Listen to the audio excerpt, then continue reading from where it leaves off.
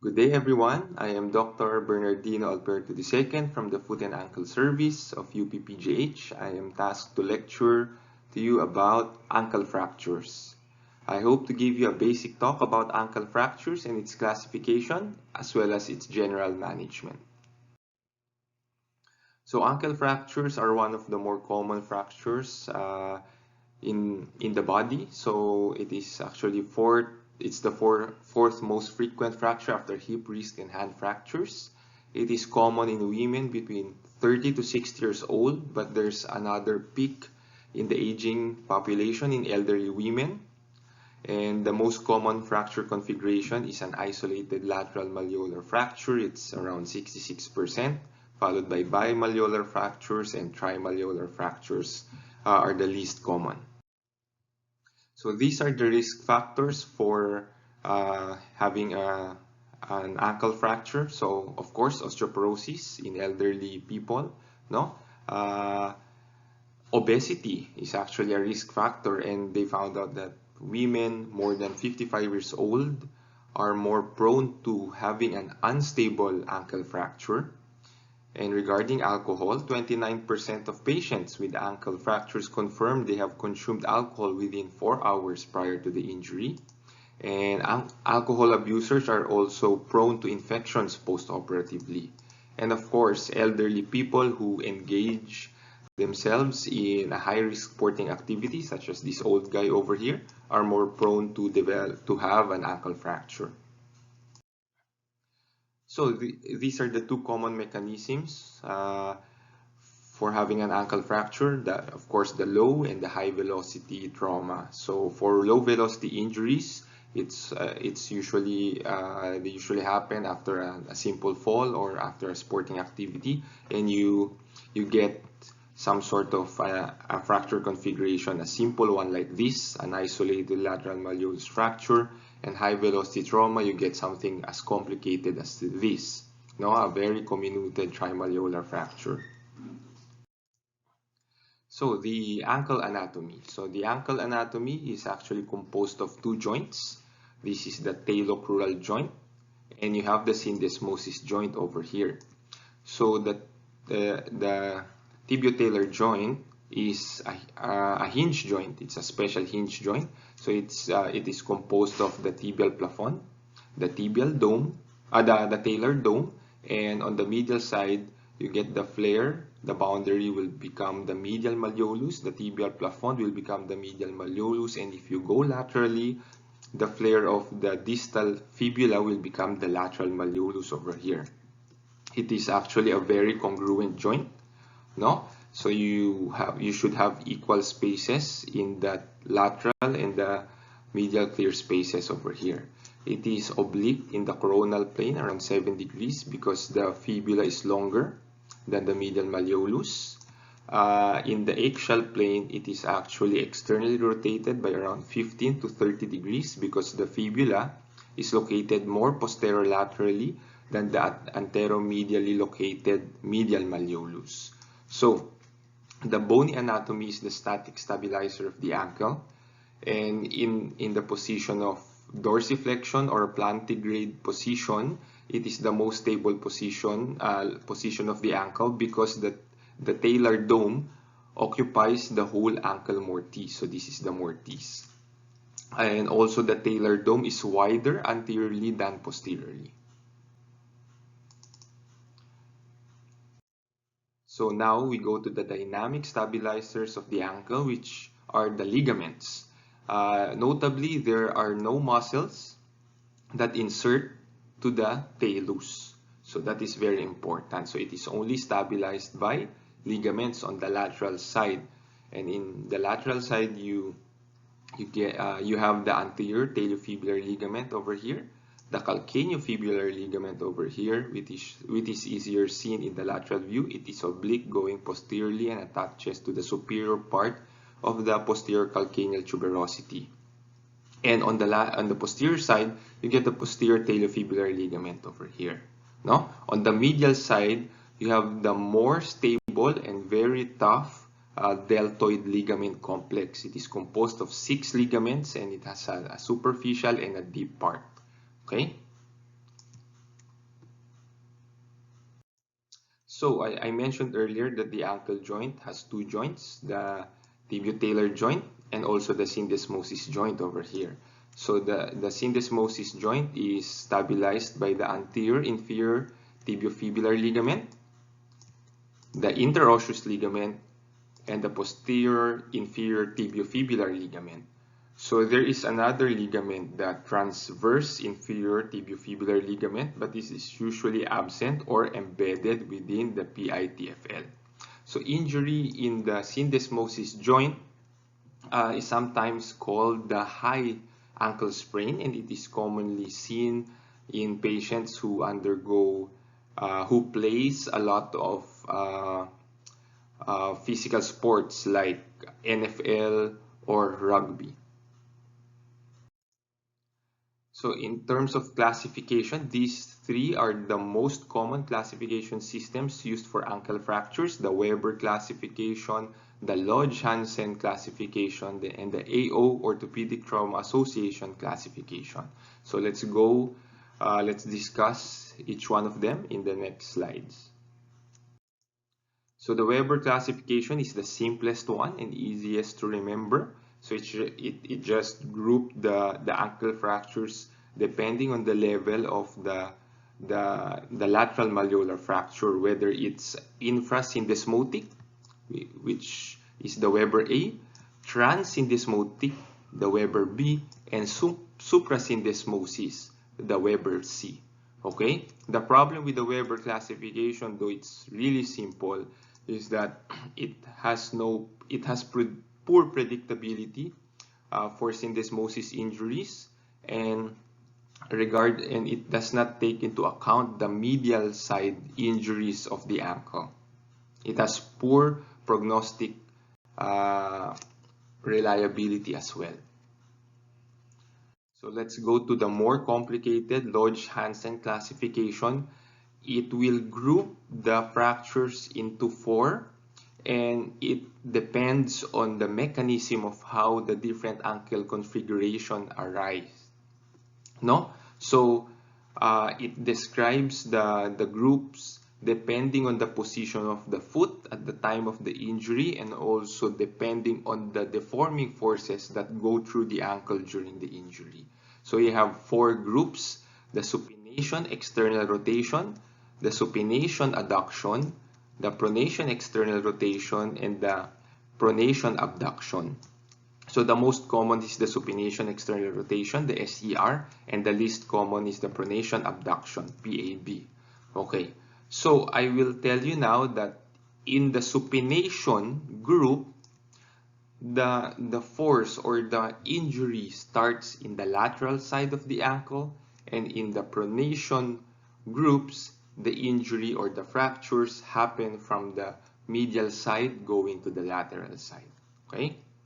So, and then each group is divided into different stages because, you know, not the force, the strength of the force, the magnitude of the force that goes through the ankle is different for every injury.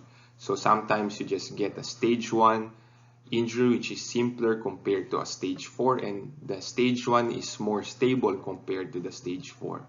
Okay, so let's now start with the supination external rotation. So I told you earlier, in the supination type, the injury happens first in the lateral side.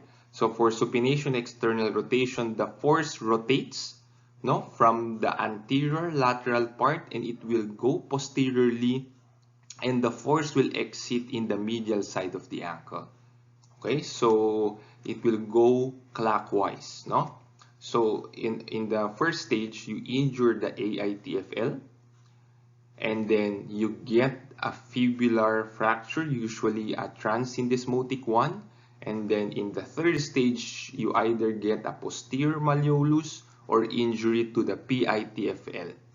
And then last, the stage 4, you get an oblique fracture of the medial malleolus or a deltoid ligament rupture over here. Okay?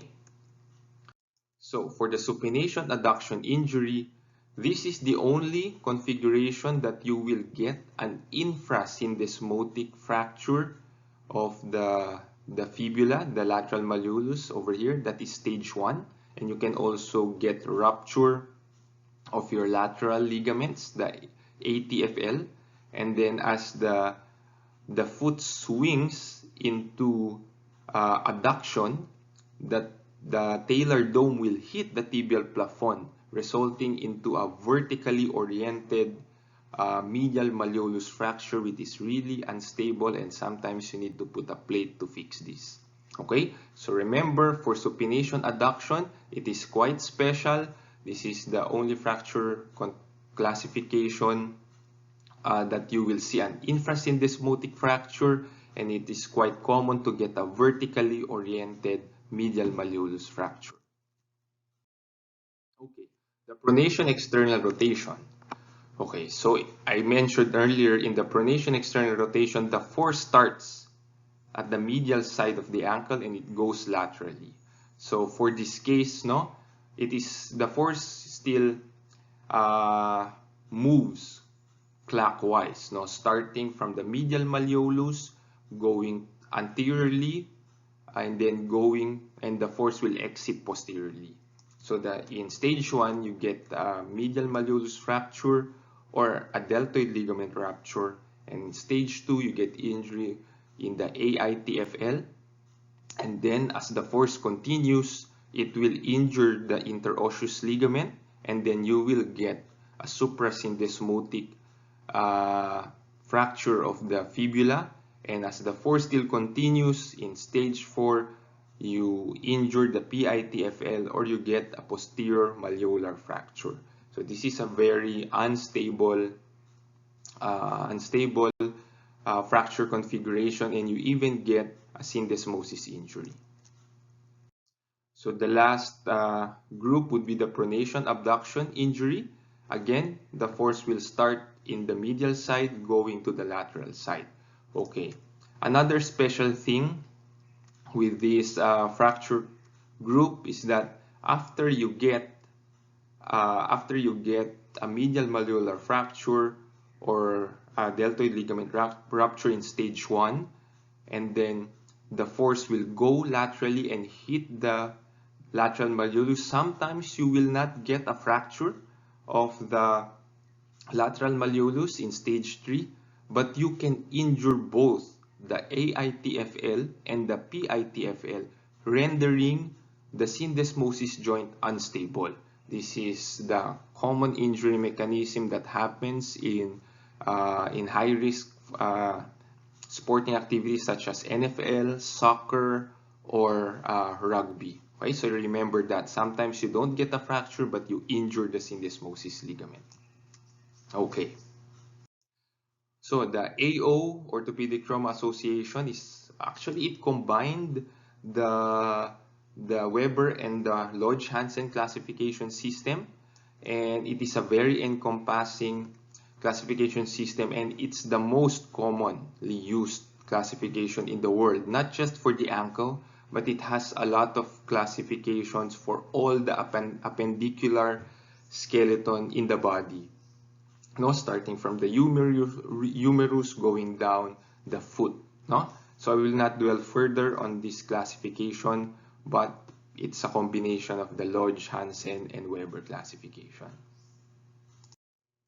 So in the emergency room, of course, if you get an ankle fracture, the ankle will be swollen with a lot of bruising. You need to check the medial side of the ankle over here if you see some bruising, and then when you palpate the medial malleolus and it is really tender, you might get that will signify that the patient might have a deltoid ligament rupture or medial malleolus fracture. You need to check for deformities such as this. Maybe this is a fracture dislocation, and you need to check for tenting of the skin, no? So like this one in the lateral side, this might be a fracture fragment, and it's going to be an impending open fracture. You need to treat this emergently. Remember, the soft tissue around the ankle is very thin. It's just the skin, soft tissue, and bone already. And it's very common to get open fracture dislocations such as this. So you can immediately see that it is an open fracture dislocation with complete rupture of the deltoid ligament complex, and you can see immediately the tibial plafond. So this is an emergent situation.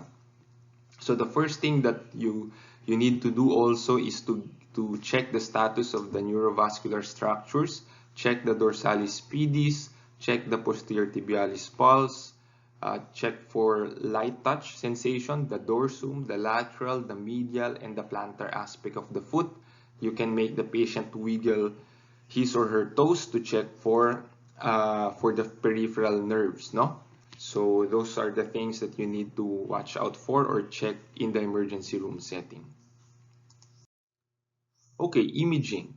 So in the acute setting, a simple ankle AP, mortise, and lateral view will suffice.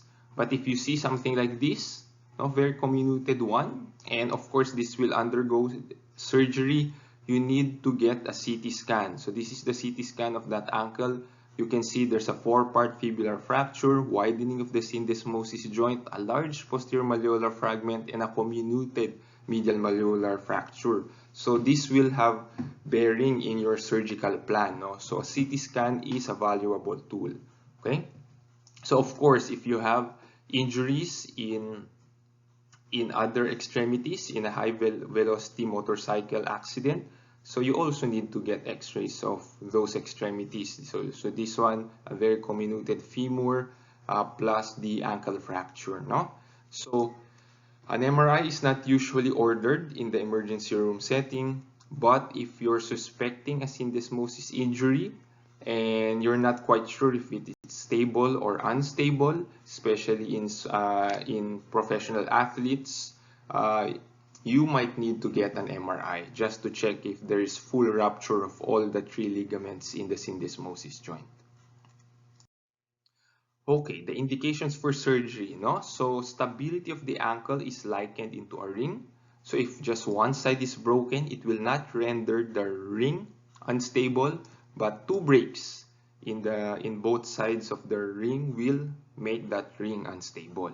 So in the ankle, it's not just the fractures, no? So I mentioned earlier the dynamic stabilizers, the ligaments. So let's say you only get a fracture in the lateral side, an isolated lateral malleolar fracture, but you also get a full deltoid complete tear of that ligament, and then that will render that ankle unstable, and that will need surgery. No, so the ankle also has strict guidelines when it comes to displacement. No, displacement more than 1 millimeter, no, of the talus, no, lateral displacement will cause 42% reduced contact area in the ankle joint. And displacement of the fracture fragments by 1 millimeter with an unstable fracture pattern is an indication for surgery. And of course, if you initially treated an undisplaced fracture with a cast, and then on follow-up and on the repeat x-rays, there's displacement of the fracture site, that is labeled to be unstable, and that will need surgery. So I'll show you some x-rays that with fracture configurations amenable to non-surgical treatment. So this is the first one. This is what I mentioned earlier, the supination adduction injury. You get an infrasyndesmotic lateral malleolar fracture. This is stable if you don't have a medial sided injury. So this can be managed conservatively. And if you get an isolated, minimally displaced lateral malleolar fracture such as this, a Weber B, and you noted there is no medial sided injury, this can also be treated conservatively. But this one, how about this one? No? So if you get this fracture, this is an isolated lateral malleolar fracture, but look at the medial side of this ankle. It is the medial talocrural space is really widened, meaning there is complete rupture of the deltoid ligament. This is very unstable and it will need surgery. Okay, these are your goals for surgery. Of course, you need to restore the anatomy, and the articular surfaces need to be anatomically reduced. It's like a puzzle. you need to puzzle back all the fracture fragments, no? And of course, no, you need to have a stable fixation for early joint mobilization, no? So because if you do not start in range of motion of the ankle, or it's not stable enough, you'll get stiffness of the ankle, and you don't want that, no? So I will show you again that very comminuted fracture, the trimalleolar fracture, and look what we did. Look at the joint. We fixed it anatomically, no, compared to the previous displaced, the laterally displaced talus. Look at this, no? It was anatomically reduced. Even the syndesmosis joint was fixed. Okay, so this is your goal. You want to have anatomically reduced articular surfaces, and it's a stable fixation allowing early range of motion. So, you've decided that you need to operate on this patient, but you see that the ankle is really swollen. You have to wait, no? You have to wait. Do not operate when the ankle looks like this with a lot of blister, edema, and swelling. You are inviting trouble and you will get wound complications. You have to wait for at least 5 to 7 days for the swelling to dissipate and you get this wrinkle sign. See that skin? It's wrinkling. It means the swelling is getting better. The soft tissue around the ankle is amenable for surgery. Okay? Okay, regarding outcomes, forgive me for this very busy slide, but what I want to emphasize over here is that you have a long healing process after an ankle fracture. It's not going to be easy for the patient post-operatively.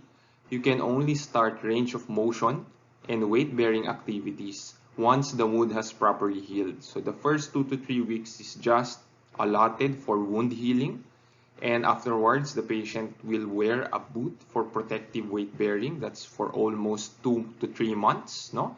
And then the patient will only be back to normal activities by 4 to 5 months, and swelling of the ankle can last for almost 5 months, no? And as you know, no, after suffering an injury to the joint, post-traumatic arthritis is the most common complication. So the ankle is special in a way that 78 to 90% of arthritis in the ankle joint is due to trauma.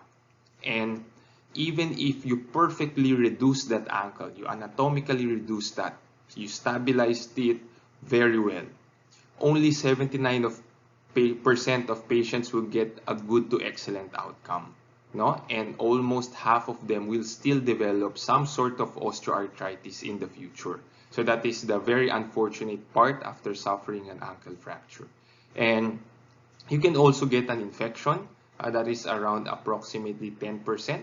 And the nerve injury during the surgical procedure is also mentioned to be around 10%. But if you follow all the necessary precaution in the surgical approaches, I don't think you will get injury of the nerves, no? More of sometimes the nerves are already injured at the time of at the moment of that injury and not during the surgery itself, no? So I just want to show these two x-rays, no, radiographs, no? So this one on your left, this is a poorly fixed, no, a trimalleolar fracture, and you can clearly see that the ankle is in varus position, and the patient eventually developed early osteoarthritis. He's just 2 years after the first surgery. So when I saw this patient, we had no option but to do an ankle fusion or an ankle arthrodesis. And this is already 2 years post-operatively. It has healed really well, and the patient is back to almost normal walking and very happy, no? And these are my references for this lecture. I would just like to highlight, no, this is a very good YouTube video about the Lodge-Hansen classifications. It's very simplified and you will get a good idea, no, a simplified version of what I mentioned earlier. So that's it. I hope you learned the basics in ankle fractures, its in classification and its management. Again, I am Dr. Bernardino Alberto II from the Foot and Ankle Service. Please feel free, if you have inquiries, to email me. I also have a YouTube channel, so please check that out. And again, thank you for listening, and stay safe, everyone. Bye-bye.